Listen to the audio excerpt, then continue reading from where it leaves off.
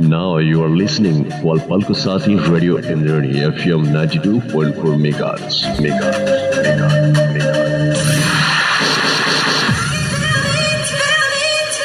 Always with you.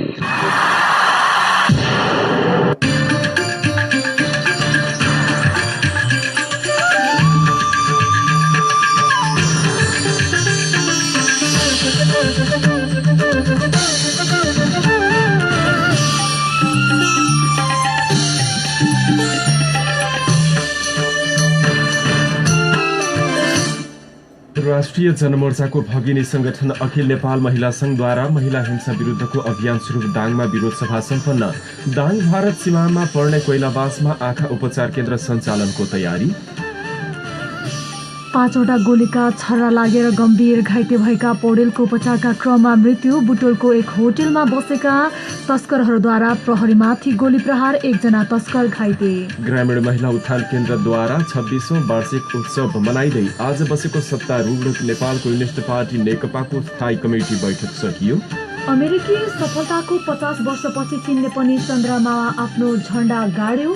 फ्रान्समा प्रहरीको photo खिच्न निषेध गर्ने विधेयक ल्याउन खोजेको भन्दै हिंसात्मक प्रदर्शन। र भर्खरै सम्पन्न अस्ट्रेलिया विरुद्धको दोस्रो T20 क्रिकेटमा भारत 6 विकेटले विजयी।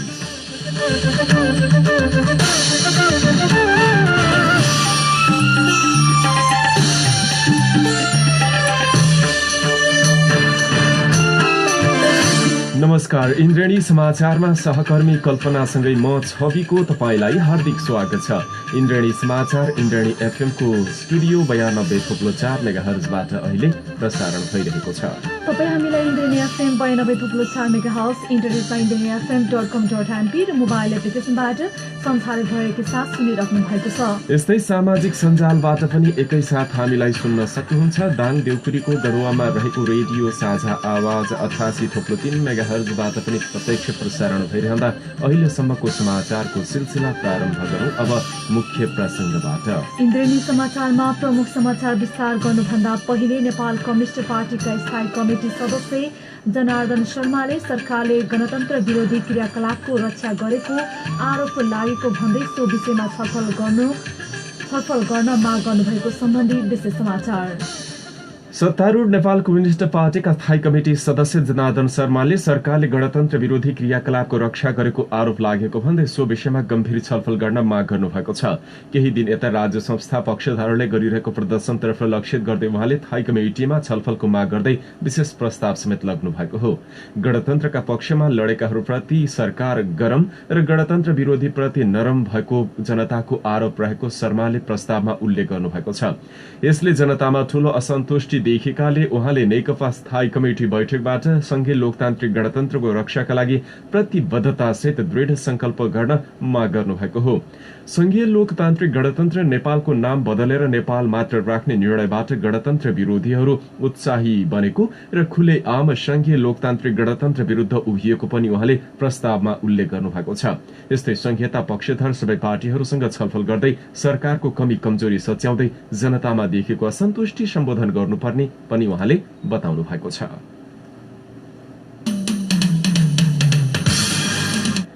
राष्ट्रिय जनमोर्चाको भगिनी संगठन अखिल नेपाल महिला संघले महिला हिंसा विरुद्धको अभियान स्वरूप दाङमा विरोध सभा सम्पन्न गरेको छ।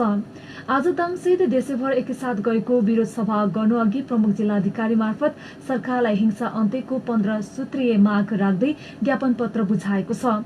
मुलुकको गणतन्त्रको यात्रा तय गरे पनि समाजमा विद्यमान अन्धविश्वास, कुरीति, कुसंस्कार, कुप्रथा लगायतले सामाजिक परिवर्तनमा असर परेको भन्दै कानूनी राज्य स्थापना गर्न माग गरेको छ।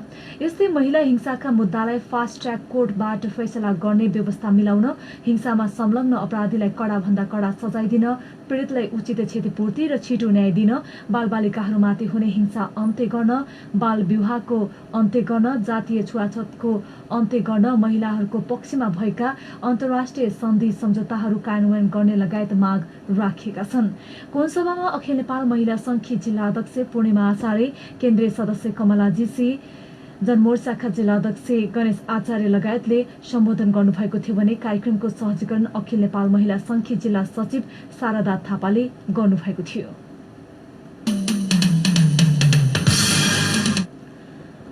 दाङ र भारत सीमामा पर्ने कोइलावास क्षेत्रमा आँखा उपचार केन्द्र सञ्चालनको तयारी तीव्र पारिएको छ। गढुवा गाउँपालिका वडा नम्बर 8 कोइलावासमा आँखा उपचार केन्द्रको भवन निर्माण भएसँगै केही समयपछि आँखा उपचार केन्द्र नियमित गर्ने तयारी भएको हो।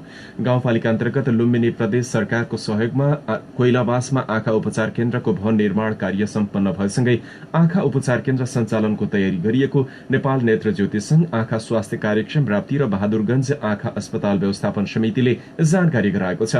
लम्है आँखा अस्पतालबाट साप्ताहिक आँखा उपचार सेवा यसअघि हुँदै आएकोमा भने अब आँखा उपचार सेवा केन्द्र मार्फत नियमित गर्ने गरी तयारी भएको आँखा अस्पताल व्यवस्थापन समिति अध्यक्ष कृष्ण कुमार गिरीले जानकारी दिनुभयो। यसअघि गढुवा गाउँपालिका वडा नम्बर 8 ले आँखा उपचार केन्द्रका लागि नेपाल नेत्र ज्योति संघलाई करिब 10 कट्ठा जग्गा उपलब्ध गराएको थियो। सोही जग्गामा भवन निर्माण गरिएको र अब केही समयमै आँखा उपचार केन्द्र नियमित सुचारू गर्ने गरी त्यहाँको जनतालाई आँखा उपचार सहजमा प्रवाह गर्न लागि बताइएको छ। यस्तै नेपाल नेत्र ज्योति संघ दाङका सचिव सुरेन्द्र बहादुर खड्काले कोइलावासमा आँखा उपचार केन्द्र सञ्चालनका लागि तयारी गरी सरकारवालासँग समेत छलफल गरिएको बताउनुभयो। गढुवा गाउँपालिका वडा र आँखा स्वास्थ्य कार्यक्रमका बीच छलफल गरी भवन हस्तान्तरण, उद्घाटन र सेवा सञ्चालन पुष महिनाभित्र सञ्चालन गर्ने गरी निर्णय भएको अस्पतालका वरिष्ठ प्रशासक शमशेर थापाले जानकारी गराउनुभयो। कोइलावासमा आँखा उपचार केन्द्र सञ्चालनका लागि भवन निर्माण अन्तिम चरणमा पुगेको र तत्काल आँखा उपचार सञ्चालन गर्न आफूहरू लागि परेको गढुवा गाउँपालिका वडा नम्बर 8 का वडाध्यक्ष सद्दाम सिद्दिकीले जानकारी गराउनुभयो। 5वटा गोलीका छर्रा लागेर गम्भीर घाइते हुनुभएका तुलसीपुर उपमहानगरपालिका वडा नम्बर 13 फुलबारी निवासी खुसलराम पौडेलको मृत्यु भएको छ। भारतको लखनऊमा उपचारको क्रममा मृत्यु भएको हो। लखनऊमा उपचार सम्भव नभएपछि घर ल्याउने क्रममा शनिबार मध्याह 12 बजे रूपडेहामा मृत्यु भएको हो। पौडेललाई मङ्सिर 10 गते राति शिकार खेल्न अमेलियाको चाउखोला वनमा गएको बेला उनीसँगै गएका साथीहरूले प्रहार गरेको गोली लागेर गम्भीर घाइते भएको प्रहरीले बताएको छ। प्रहरीले घटनास्थल नजिकैबाट एक थान बन्दुक समेत बरामद गरेको थियो। मङ्सिर 10 गते बुधबार राति 9:30 बजेतिर उक्त घटना भएको थियो। पौडेलको ढाडको पछाडि 3 ठाउँमा र तिघ्रामा 2वटा गोलीको छर्रा लागेको थियो।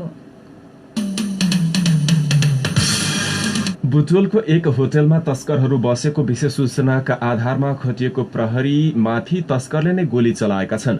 गैडाको खाग तस्करले प्रहरीको पेस्तोल खोसेर हानेको गोली लागेर एकजना घाइते भएका छन्।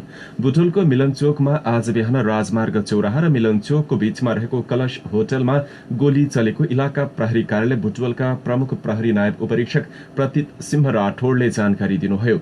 गोली लागेर घाइते भएका एकजनालाई लुम्बिनी प्रादेशिक अस्पताल बुटवलमा उपचार अहिले भइरहेको छ। चिउडामा गोली लागेको छ भने पेस्तोल खोसिएको प्रहरी भने सकुशल हुनुहुन्छ। होटलमा बसेकाहरूले खाग तस्करी गरेर ल्याएको सूचनाका आधारमा होटलमा गएको प्रहरीकै पेस्तोल खोसेर गोली चलाएको बताइएको छ। तस्कर मध्येका एकजनाले हानेको गोलीले तस्कर समूहकै अर्का एकजना घाइते भएका प्रहरीको प्रारम्भिक अनुमान छ। प्रहरीले होटलबाट 2 जनालाई भने नियन्त्रणमा लिएको छ। अर्का एकजना होटलको कोठाबाट हाम फालेर भागेर फरार भएको बताइएको छ भने फरार भएका व्यक्तिको खोजी कार्य प्रहरीले तीव्र पारेको छ। मन्दिरमा गएकी एक बालिकालाई जबरजस्ती करेनीको प्रयास गर्ने एक युवक पक्राउ परेका छन्। पक्राउ पर्नेमा तुलसीपुर उपमहानगरपालिका 19 छिल्लीकोट निवासी 21 वर्षका बलदेव परियार रहेको इलाका प्रहरी कार्यालय तुलसीपुरका प्रहरी निरीक्षक झलक प्रसाद शर्माले जानकारी दिनुभएको छ। तुलसीपुर उपमहानगरपालिका 12बाट छिल्लीकोट मन्दिर नजिकै रहेको जंगलमा जबरजस्ती करेनी गर्न खोजेको आरोपमा युवकलाई पक्राउ गरेको प्रहरीले जनाएको छ।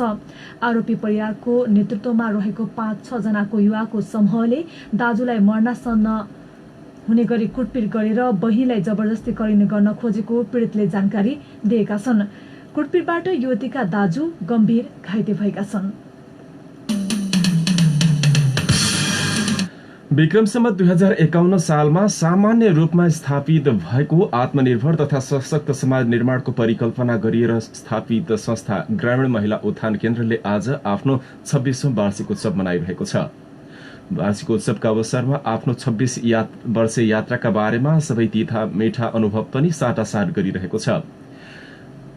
संस्थाकी अध्यक्ष आसमानी चौधरीको अध्यक्षता तथा घोराही उपमहानगरपालिकाकी उपप्रमुख सीता सिगदेल नेउपानेको प्रमुख आतिथ्यतामा अहिले 26औं वार्षिकोत्सव सञ्चालन भइरहेको छ। घोराहीमा अहिले भइरहेको उक्त वार्षिकोत्सवका अवसरमा संस्थाकी अध्यक्ष चौधरीले 26 वर्षे यात्राका क्रममा आफूले भोगेका तीतामिठा अनुभवहरू सुनाउनु भएको छ। आत्मनिर्भर र ग्रामीण क्षेत्रमा रहेका निमुखा महिला वर्गहरूलाई सशक्तिकरणको माध्यमबाट रोजगारी र आत्मनिर्भर बनाउने यात्रामा अहिले सो संस्थाले उल्लेख्य प्रगति गर्दै आएको छ। 45,000 भन्दा बढ़ी महिलाहरू अहिले लघु उद्यमका माध्यमबाट प्रत्यक्ष रोजगारसँग जोडिएका छन्। हालको अवस्थामा 7 अर्ब बराबरको वार्षिक कारोबार गर्दै आएको उक्त संस्थाले 85 लाख भन्दा बढ़ी निक्षेप महिलाहरूको रोजगारीका माध्यमबाट संकलन गर्दै आएको छ। नेपाल राष्ट्र बैंकबाट इजाजत प्राप्त गरी लघु वित्तीय संस्था मार्फत पनि सञ्चालन गरिरहेको उक्त संस्थाले विभिन्न खालका आय आर्जन र सिपमूलक विकासका क्षेत्रमा पनि काम गर्दै आएको छ। सञ्चालक समिति सदस्य मीना गिरीको स्वागत मन्तव्यबाट शुरू भएको 26औं वार्षिकोत्सवका अवसरमा नागरिक समाजदाङ, नेपाल पत्रकार महासंघ, सबै ओडाका वडाध्यक्ष, विभिन्न संघ संस्थाका प्रतिनिधि लगायतका वक्ताहरूले आफ्नो शुभकामना मन्तव्य व्यक्त गर्नुभएको छ भने कार्यक्रमको सहजीकरण अहिले भीमकान्त चौधरीले गरिरहनु भएको छ। वार्षिकोत्सव अहिले पनि जारी छ। आज बसेको सत्तारूढ नेपाल कम्युनिष्ट पार्टी नेकपाको स्थायी कमिटी बैठक सकिएको छ। पार्टी केन्द्रीय कार्यालय धुम्बाराहीमा बसेको बैठक सकिएको हो। बैठकमा प्रधानमन्त्री समेत रहनुभएका अध्यक्ष केपी शर्मा ओली उपस्थित हुनुभएको थिएन। कार्यकारी अध्यक्ष पुष्पकमल दाहालले आजको बैठकमा बोल्नु भएको थियो। पार्टीमा देखिएको आन्तरिक समस्या बैठकको कार्यसूची रहेको थियो। प्रधानमन्त्री समेत रहनुभएका अध्यक्ष ओलीले आफू बैठकमा उपस्थित हुन नसकेको भन्दै पत्र पठाउनु भएको थियो। उक्त पत्र सचिवालय सदस्य ईश्वर पोखरेलले वाचन गर्नुभएको थियो। उक्त पत्रमा दाहालको प्रस्तावबारे औपचारिक छलफल गर्न नसकिने ओलीले उल्लेख गर्नुभएको छ। बैठकमा दुवै अध्यक्षका प्रस्ताव सदस्यहरूलाई बाँडिएको छ।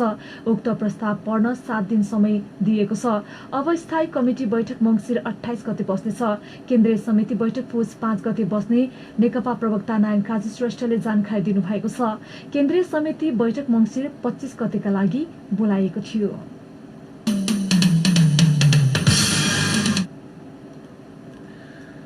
परराष्ट्र मन्त्री प्रदीप ग्यवालीले परराष्ट्र नीति सार्वजनिक गर्नुभएको छ। उहाँले आज मन्त्रालयमा पत्रकार सम्मेलनको आयोजना गरी परराष्ट्र नीति सार्वजनिक गर्नुभएको हो।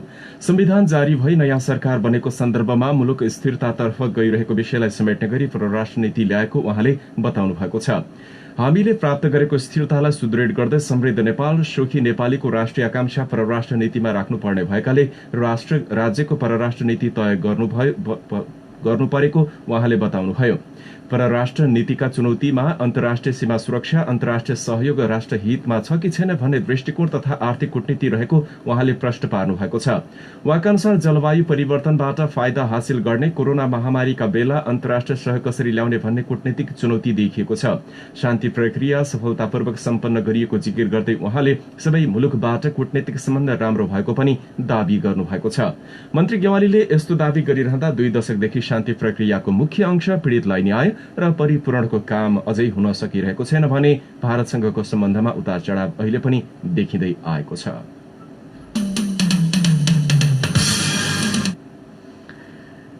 केही समयदेखि उकालो लागेको शेयर बजार आज नकारात्मक सर्किट लागेर बन्द भएको छ। आज शेयर बजार हालसम्म के उच्च 123 अंकले ओह्रालो लागेको छ। नेप्सी सूचक सेन्सिटिभ इन्डेक्स 6% ओह्रालो लागे पनि बजार बन्द हुनु अगावै दिउँसो 2:15 बजे आजका लागि कारोबार बन्द भएको थियो। यस दिन कारोबार भएको सबै समूह ओह्रालो लागेका छन्। आज 4 कम्पनीको शेयर मूल्य बढ्दा 169 कम्पनीको शेयर मूल्य घटेको छ।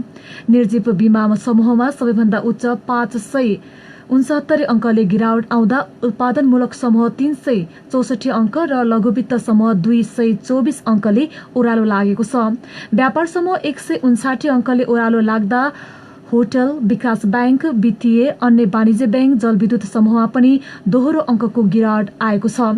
यस दिन 197 कम्पनीको 1 करोड 54 लाख किता शेयर 7 अरब 20 करोडमा किनबेच भएको नेपाल स्टक एक्सचेन्जले जनाएको छ। पछिल्लो 24 घण्टामा मुलुकभर थप 1096 जना कोरोना संक्रमित थपिएका छन्। स्वास्थ्य तथा जनसंख्या मन्त्रालयका अनुसार यही अवधिमा थप 17 संक्रमितको कोरोनाबाट मृत्यु भएको छ भने अहिलेसम्म 1752 पछिल्लो समय फेरि संक्रमण मुक्त भएका छन्। यससँगै देशभर कोरोना संक्रमितको कुल संख्या 2,40,981 पुगेको छ। निको हुनेको संख्या 2,25,805 पुगेको छ। मृतकको संख्या भने 1,594 पुगेको छ। हाल देशभर सक्रिय संक्रमितको संख्या अब 13,500 मा झरेको छ। सक्रिय संक्रमितको संख्या 13,582 मा झर्दा अधिकांश व्यक्ति घरमै उपचार छन्। पछिल्लो 24 घण्टामा 6,495 जनाको आरटीपीसीआर परीक्षण गरिएको छ भने कुल परीक्षण संख्या नेपालमा 17,84,519 पुगेको छ। इन्द्रेणी समाचारमा अब केही अन्तर्राष्ट्रिय समाचार। अमेरिकी सफलताको 50 वर्षपछि चीनले पनि चन्द्रमामा आफ्नो झण्डा गाडेको छ। चीनको नेशनल स्पेस विभागले सार्वजनिक गरेको तस्बिरमा चन्द्रमाको सतहमा चीनिया झण्डा स्थिर भएर अडिएको देख्न सकिन्छ।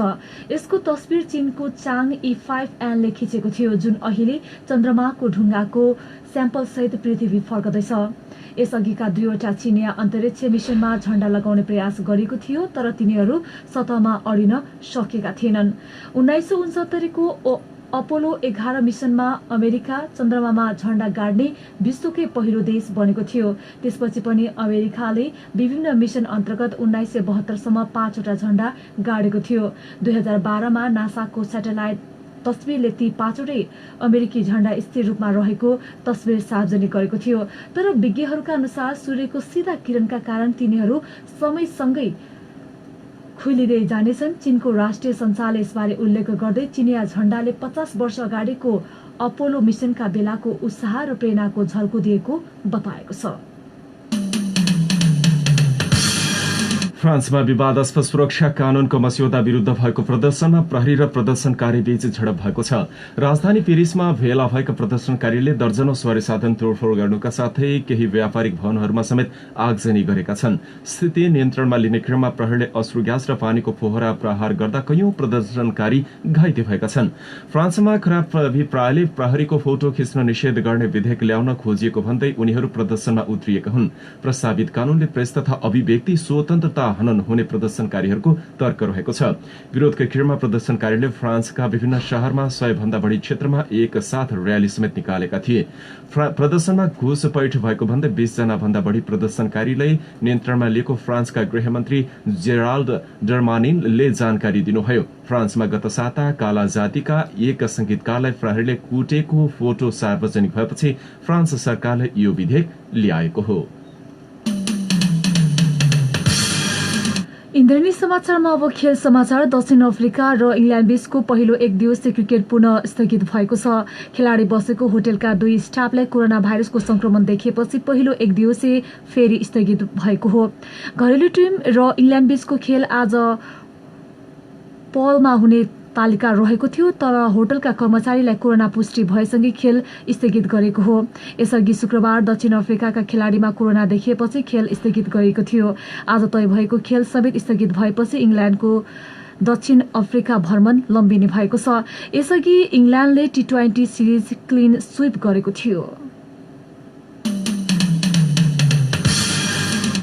र केही बेर अघि सम्पन्न अस्ट्रेलिया विरुद्धको T20 क्रिकेटमा भारतले जित निकाल्दै सिरिज आफ्नो पक्षमा पारेको छ। सिडनीमा भएको दोस्रो खेलमा अस्ट्रेलियालाई 6 विकेटले पराजित गर्दै भारतले 3 खेलको सिरिज आफ्नो पक्षमा पारेको हो। अस्ट्रेलियाले दिएको 195 रनको लक्ष्य भारतले निर्धारित 19 ओभर 4 बलमा मात्र 4 विकेट गुमाउँदै पूरा गर्यो। भारतका लागि शेखर धवनले 52 रनको अर्धशतकीय इनिङ्स खेल्नुभयो। यस्तै हार्दिक पाण्ड्याले अभिजित रहँदै 42 रन जोड्दा श्रेयस अय्यर 12 रनमा अभिजित रहनुभयो। हारतर्फ अग्रसर रहेको समय पाण्डेले 22 बलमा 3 चौका र 2 छक्का प्रहार गर्दै भारतलाई जित दिलाउनुभयो।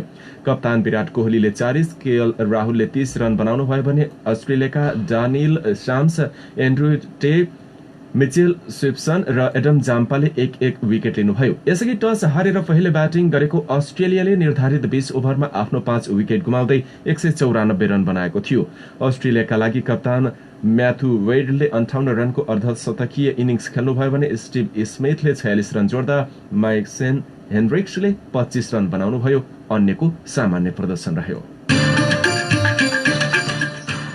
यिनै देश विदेश खेल समाचारका साथ हामी इन्द्रेणी समाचारको अन्त्यमा छौं। जाँदा जाँदै प्रमुख समाचार शीर्षक फेरि एकपटक। राष्ट्रिय जनमोर्चाको भगिनी संगठन अखिल नेपाल महिला संघद्वारा महिला हिंसा विरुद्धको अभियान स्वरूप दाङमा विरोध सभा सम्पन्न। दाङ भारत सीमामा पर्ने कोइलाबासमा आँखा उपचार केन्द्र सञ्चालनको तयारी। 5 वटा गोलीका छर्रा लागि गम्भीर घाइते भएका तुलसीपुरका पौडेलको उपचारका क्रममा मृत्यु। बुटोलको एक होटलमा बसेका तस्करहरूद्वारा प्रहरीमाथि गोली प्रहार, 1 जना तस्कर घाइते। ग्रामीण महिला उत्थान केन्द्रद्वारा 26 वार्षिक उत्सव मनाइँदै आज बसेको सत्तारूढ नेपाल कम्युनिस्ट पार्टी नेकपाको स्थायी कमिटी बैठक सकियो।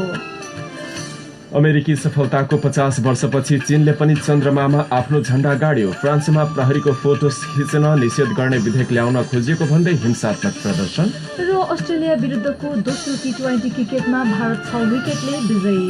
अवस्था अहिलेलाई बेलुकी 5:30 को यो इन्द्रेणी समाचार सकियो। समाचार सुनेर साथ दिनुहुनेहरू सबै श्रोता अनि प्रविधि संयोजन गरी साथ दिने प्राविधिक साथी सीमा पाण्डेलाई धेरै धन्यवाद। बेलुकी 7:30 बजे अब तपाईँ अर्को इन्द्रेणी डायरी सुन्न सक्नुहुनेछ। अहिलेलाई समाचार कक्षका सबै सहकर्मीहरूसँगै साथी कल्पना अनि म छवि आज्ञा माग्छौं। नमस्कार।